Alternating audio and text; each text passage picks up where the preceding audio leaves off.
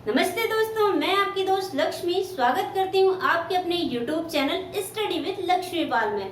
दोस्तों, अभी तक जो हमने टॉपिक कवर किए थे उनके रिगार्डिंग जो 10 नंबर का हमारा सिंप्लीफिकेशन पूछा जाता है, तो उस सिंप्लीफिकेशन से रिलेटेड इन टॉपिक से किस तरीके के क्वेश्चंस लिए जाते हैं, वो क्वेश्चंस किस तरीके के होते हैं और एग्जाम में उन्हें कैसे पूछा जा सकता है और उनको कम समय में करने के लिए हमें क्या ट्रिक अपनानी चाहिए। इसी ट्रिक के साथ कि सिंप्लीफिकेशन के जो हाई लेवल के क्वेश्चंस होते हैं उन्हें हम कम समय में इजी ट्रिक के साथ कैसे करें, यही मैं आज आपको बताऊंगी। तो रिक्वेस्ट रहेगी दोस्तों, इन ट्रिक को जानने के लिए वीडियो के अंत तक बने रहें। तो चलिए शुरू करते हैं।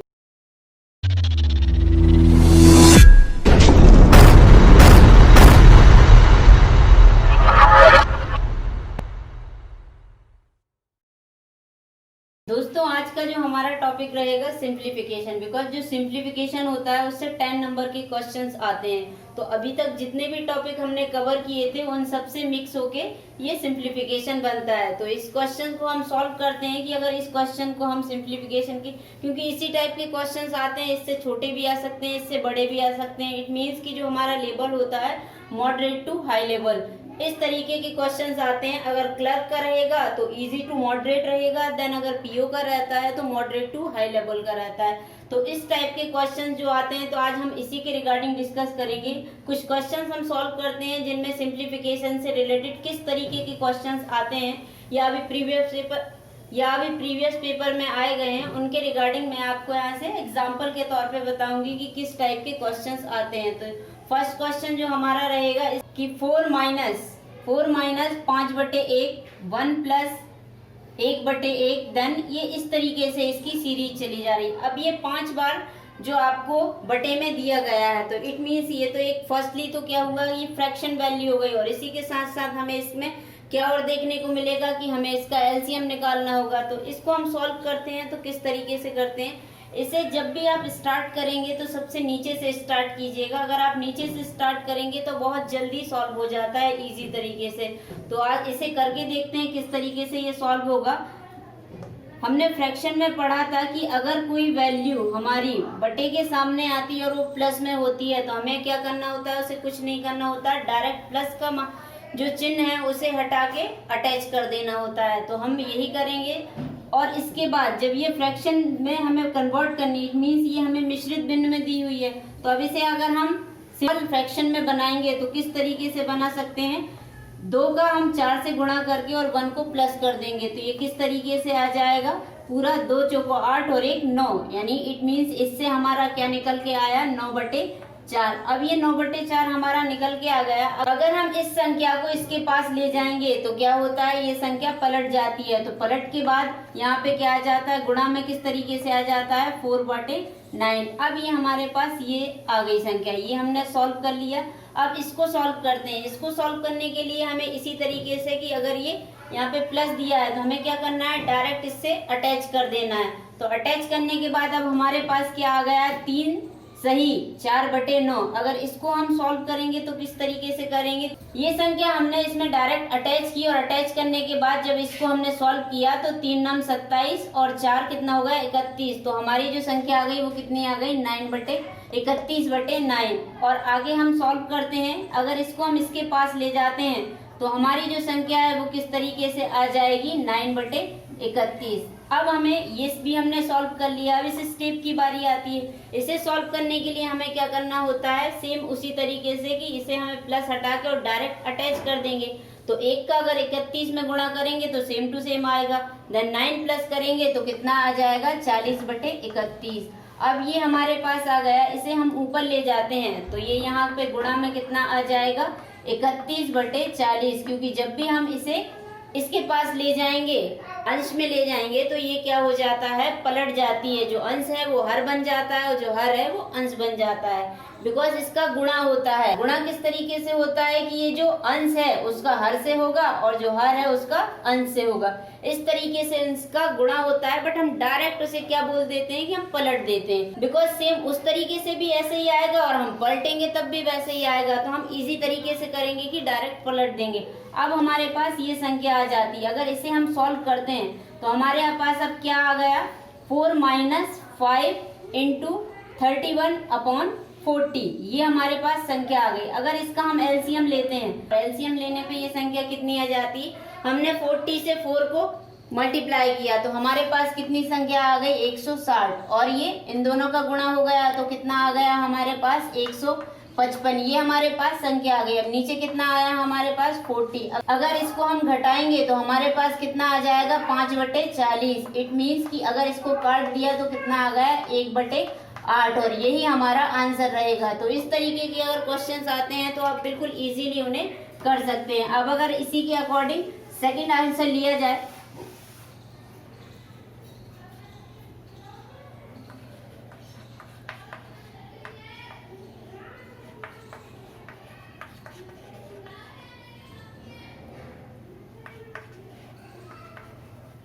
सेकंड एग्जाम्पल लेते हैं दोस्तों। सेकंड जो हमारा एग्जाम्पल है 20 सही 1/2 प्लस 30 सही 1/3 देन -15 सही 1/6। अब ये हमारा सेकंड एग्जाम्पल है, इसे हम सॉल्व करते हैं। इस तरीके भी क्वेश्चन पूछे जा सकते हैं। तो सबसे पहले हम क्या करते हैं कि ये जो हमारी संख्या है इन्हें हम क्या ले लेते हैं, एक साइड ले लेते हैं। इट मीन्स कॉमन ले लेते हैं। कॉमन लेते हैं तो इस तरीके से हमारे पास ये संख्याएं आ जाती हैं। अब इसका अगर हम सॉल्यूशन करते हैं तो कितना आ जाता है हमारे पास 20 30 50 में से 15 गए तो कितने बचे 35। ये तो हमारा ये ब्रैकेट सॉल्व हो गया। अब हमारे पास बची कौन सी संख्या, एक ब्रैकेट में लिख लेते हैं 1/2 प्लस 1/3 माइनस 1/6। ये हमारे पास इस ब्रैकेट में बचा। अब इस ब्रैकेट को हम सॉल्व करते हैं। अगर इस ब्रैकेट को हम सॉल्व करेंगे तो सॉल्व करने के रिगार्डिंग हमारे पास क्या बचता है, हम जब भी इससे पहले भी पढ़ चुके हैं, जब हमने फ्रैक्शन वैल्यू पढ़ी थी और एलसीएम पढ़ा था।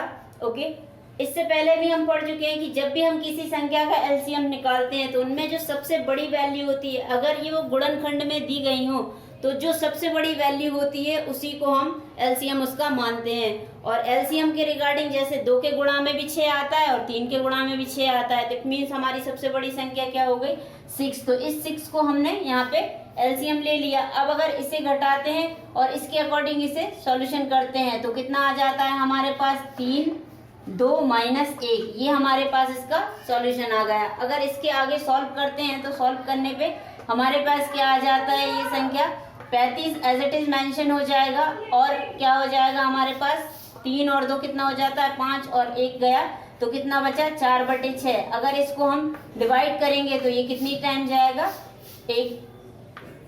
इसके बाद हमने पहले भी सीखा है कि अगर किसी संख्या हमारे भिन्न के सामने अगर प्लस दिया हो तो हमें क्या करना होता है, उसे डायरेक्ट अटैच करना होता है। तो 35 सही 2/3 यही इसका आंसर रहेगा। तो इस तरीके के क्वेश्चंस को आप इजीली एक स्टेप में माइंड में ही कैलकुलेट कर सकते हैं। इनके लिए आपको कॉपी पेन की भी जरूरत नहीं होगी। अब हम नेक्स्ट एग्जाम्पल को देखते हैं कि जो हमारा नेक्स्ट एग्जाम्पल है इसको अगर हम सॉल्व करते हैं, क्योंकि इस तरीके भी क्वेश्चन पूछे जाते हैं। इसे सॉल्व करने के लिए हमें सबसे पहले क्या करना होता है, इसे हमें इजी फॉर्म में लिखना होता है। इजी के लिए हम क्या कर सकते हैं कि इसे मिश्र भिन्न से सिंपल भिन्न में कन्वर्ट कर सकते हैं। तो इसे करने के लिए हम क्या करते हैं कि इसका इसमें गुणा करके और ऐड करके डायरेक्ट हम लिख लेते हैं कि 5 3 15 और 1 16/3, ये हमारे पास वैल्यू आ गई। देन माइनस के बाद 9 और 2 11/3। इसके बाद क्या है, इसे हम कन्वर्ट करते हैं। इसके बाद हम इसे अगर कन्वर्ट करते हैं, एक 3 का 3 और एक 4/3।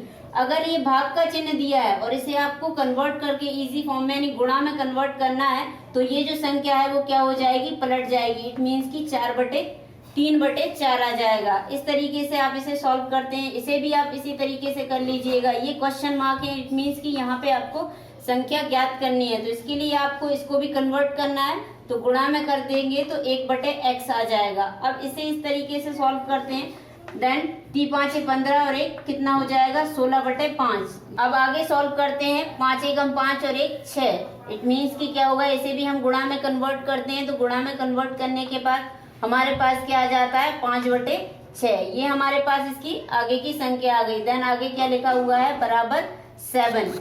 ये हमने इसे सॉल्व कर दिया। अब इसी स्टेप में हम किस तरीके से आंसर निकाल सकते हैं ये हम चेक करते हैं। जो संख्याएं अगर गुणा में दिख रही हैं और वो कट रही हैं तो आप उन्हें डायरेक्ट काट देंगे। हमने इसे इससे कैंसिल कर दिया। अब हमारे पास ये संख्या बची। अब इसे हम आगे सॉल्व करते हैं। आगे सॉल्व करने के लिए हमें क्या करना होता है, सबसे पहले यहाँ पे हम देखते हैं कि यहाँ भी 3 है और यहाँ भी 3 है, तो हम इनका क्या करेंगे एलसीएम ले लेंगे। जब भी अगर हर सेम होता है तो एज इट इज मेंशन होता है, और इन दोनों को हम क्या है, हर सेम रहता है तो जोड़ देते हैं, क्योंकि यहाँ पे क्या है, प्लस का चिन्ह है। तो अगर इनको जोड़ेंगे तो कितना हो जाता है, 24। ये तो हमारा आ गया ये संख्या। अब आगे अगर हम सॉल्व करते हैं तो हमारे पास क्या आ जाता है, ये संख्या हमारी बचती है, क्या आ जाता है, 11/4x, ये हमारे पास संख्या बच जाती है। अब इसे आगे और सॉल्व करते हैं तो हमारे पास क्या बच जाता है, 7, ये हमारे पास संख्या बची। अब इसे अगर सॉल्व करते हैं तो ये कितने टाइम चला जाएगा, 8। अगर इस 7 को उधर लेके आते हैं तो कितना बचेगा हमारे पास, 1, और इसे उस साइड ले जाते हैं तो इसका चिन्ह बदल जाता है। चिन्ह बदलने के बाद आप क्या करेंगे कि इस 4x को वहीं रहने देंगे, क्योंकि ये पलट जाएगी संख्या, अगर उधर जाएगी तो ये चिन्ह बदल जाएगा, और जो गुणा में है वो भाग में चली जाएगी, और जो भाग में है वो गुणा में आ जाएगी। तो किस तरीके से आपके पास बचेगा, 4 बराबर 11, और आप 4 को भी इसके नीचे लेके आएंगे तो कितना आ जाएगा आपके पास, 11/4। आप इसे इस तरीके से भी लिख सकते हैं, या फिर किस तरीके से लिख सकते हैं, 2 सही 3/2, 2 सही 3/4, इस तरीके से भी आप लिख सकते हैं। तो यही इसका क्या होगा, आंसर। तो इस तरीके से आप एक ही स्टेप में इजी फॉर्म में लिख सकते हैं। ये मेरे द्वारा आपको इसलिए लिख के बताया गया है जिससे कि आपको समझ में आ सके, बट अगर आप चाहें तो इसकी करने की आपको नीड नहीं होती, क्योंकि यही सारा क्वेश्चंस का आंसर निकल रहा है आपका एक ही स्टेप में।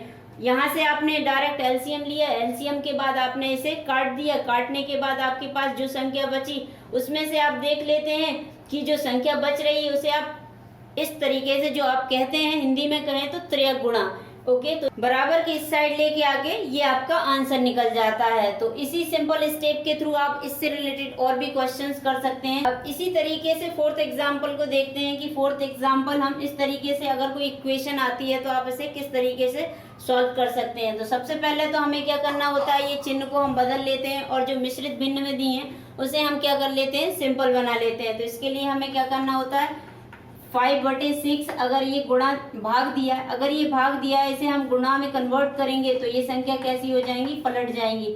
पलटने के बाद हमें क्या ज्ञात करना है कि यहाँ पे क्या वैल्यू आएगी, ये हमें ज्ञात करना है।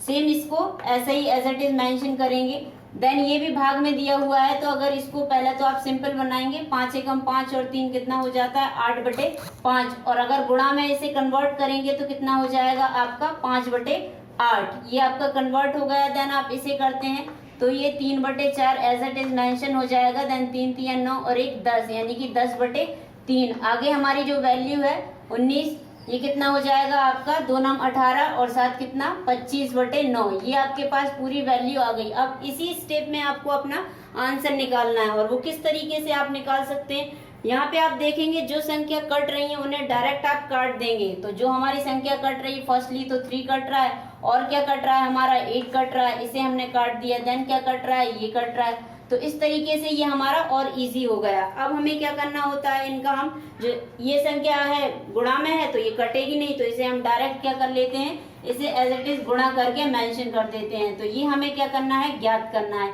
अब जब हम ये संख्या ज्ञात करते हैं, आगे की जो संख्या है उन्हें हम, जो संख्या आगे की जो संख्या है उनका हम क्या करते हैं, एलसीएम ले लेते हैं। एलसीएम लेने के लिए हमें क्या करना पड़ेगा, ये जो संख्या दिख रही है, फर्स्टली क्या है 9 और 2, यानी कि हमारे पास जब बचा हुआ पार्ट है वो क्या आ गया, 5/9, और क्या आ गया है इसका 5/9, और क्या बचा है इसका 5/2। अब ये हमारे पास बचा हुआ पार्ट है, देन 25/9। इसका हम क्या करते हैं, सॉल्व करते हैं। सॉल्व करने के लिए इसे क्या करते हैं, या तो आप इसको इस साइड कन्वर्ट, सॉल्व करने के लिए सबसे पहले इसे आप इस साइड कर लीजिए, यानी बराबर के इस साइड लेके आएंगे तो इसका क्या होगा, या आप इस संख्या को बराबर के उस साइड लेके जाएंगे तो इनके चिन्ह पलट जाएंगे। तो ये आपके पास जो 35/36 है वो एज इट इज मेंशन रहेगा। देन आपने बराबर के उस साइड इस संख्या को ले गए तो आपके पास कितना बचा, 25/9 तो एज इट इज था। जब ये माइनस का साथ उस तरफ जाएगा तो ये किस में, प्लस में कन्वर्ट हो जाएगा। ये प्लस का है तो ये किस में आ जाएगा, माइनस में आ जाएगा। तो ये संख्या आपने इस तरीके से मेंशन की। अब इनका आप एलसीएम ले लेते हैं। एलसीएम कितना आया हमारा 18, और उसके बाद इन संख्याओं को अगर सॉल्व करते हैं तो यहाँ पे कितना आ जाएगा हमारा 50, देन यहाँ पे कितना आ जाएगा 10, और यहाँ पे कितना आ जाएगा हमारा 45। अब हमने ये 50 और 10 कितना हो गया 60। 60 में से अगर हम 45 जाते हैं तो हमारे पास क्या वैल्यू बच के आती है 15। इसको सॉल्व करने पे ये 5 टाइम चला जाएगा, देन ये कितनी बार चला जाएगा 6 टाइम। और अब हमारे पास ये जो संख्या बची है 45/36। अब ये हमारे पास क्या संख्या बची है 35/36। इसको हमें उस साइड बराबर के उस साइड लेके जाना है। तो ये बराबर के जब उस साइड जाएगी तो बिकॉज ये x की गुणा में है, तो जब भी कोई संख्या अगर गुणा में होती है और बराबर के हमें उस साइड ले जाना होता है तो वो क्या है पलट जाती है।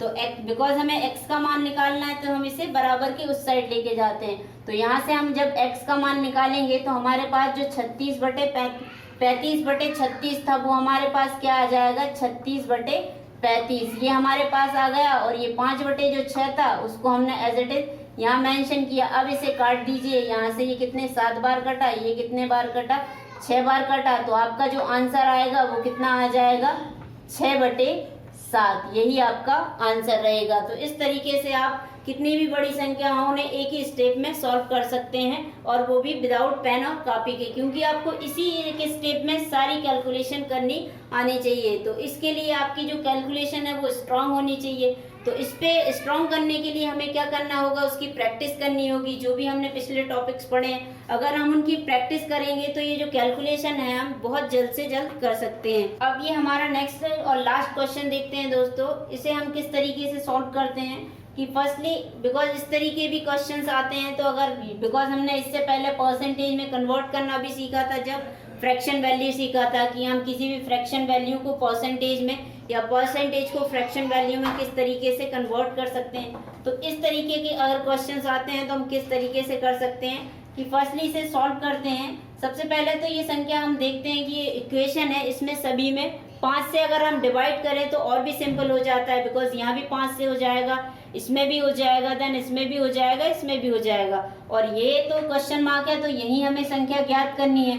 तो इसके रिगार्डिंग हमें सबसे पहले क्या करना होता है, हम 5 से इसे डिवाइड कर देते हैं। जब ये 5 से डिवाइड जाएगा तो ये 100 टाइम चला जाएगा, ये 11 ओके, और ये कितना जाएगा 250, देन ये भी 100 टाइम। अब ये हमारी संख्या आ गई ये, तो और भी इजी हो गया। अब हमें क्या करनी है, बिकॉज हमारी जो अप्रोच है वो सही होनी चाहिए। अगर हम अप्रोच सही लगाएंगे और ट्रिक्स के थ्रू करेंगे तो हमारा बहुत ही समय बच जाएगा।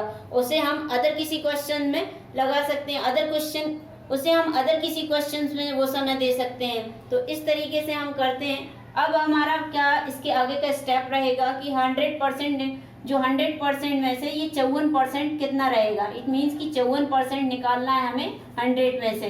तो कितना आ जाएगा 54 का 54 ही आ जाएगा। ओके, इन दोनों का हम गुणा करते हैं। तो इन दोनों का हम गुणा करते हैं, तो गुणा करने के बाद हमारे पास क्या वैल्यू आ जाती है 374। ये हमारे पास इसकी वैल्यू आ गई। आगे हम बढ़ते हैं, 30% निकालना है किसका 250 का। तो 250 का हम 30% निकालेंगे तो कितना हो जाएगा 75। अब ये हमारे पास आ गया, क्योंकि ये परसेंटेज है तो ये यही हमें ज्ञात क्या करना है इसे। अब इसे सॉल्व करेंगे तो ये हमारा ऑटोमेटिक आ जाएगा, जो इसका सॉल्यूशन होगा वही हमारा आंसर रहेगा। तो इसे सॉल्व करने के लिए इन दोनों को हम क्या करते हैं प्लस कर देते हैं, और इसमें से हम माइनस कर देंगे। जब इन दोनों को प्लस करते हैं तो 129 आता है, और देन इसमें से हम माइनस करते हैं तो हमारे पास कितनी वैल्यू आ जाती है माइनस का 245। तो यही हमारा आंसर रहेगा। अब आज के लिए इतना ही दोस्तों, अगली वीडियो में फिर मिलेंगे एक इंटरेस्टिंग टॉपिक के साथ। वीडियो देखने के लिए धन्यवाद दोस्तों। अगर ये वीडियो आपको पसंद आया हो तो रिक्वेस्ट रहेगी इसे लाइक करें और अधिक से अधिक लोगों को इसे शेयर करना ना भूलें। और आप अगर हमारे YouTube चैनल में नए हैं तो इसे सब्सक्राइब करना भी ना भूलें दोस्तों, और बेल आइकन को जरूर प्रेस कीजिएगा दोस्तों। बिकॉज आप बेल आइकन को प्रेस करते हैं तो हमारी जो वीडियो के नोटिफिकेशन है वो आपको सबसे पहले रिसीव होते हैं। तो आज के लिए इतना ही दोस्तों, अगली वीडियो में फिर मिलेंगे अप्रोक्सीमेशन के साथ, क्योंकि इससे रिलेटेड क्वेश्चंस भी पूछे जाते हैं। अब हमने सिंप्लीफिकेशन तो सीख लिया, बट अगर क्वेश्चंस आते हैं अप्रोक्सीमेशन से रिलेटेड तो उसके लिए हमें क्या करना होगा, तो इसके लिए ही हम अगली वीडियो में फिर मिलेंगे अप्रोक्सीमेशन के साथ। तो आज के लिए इतना ही दोस्तों, तब तक के लिए नमस्ते एंड जय हिंद।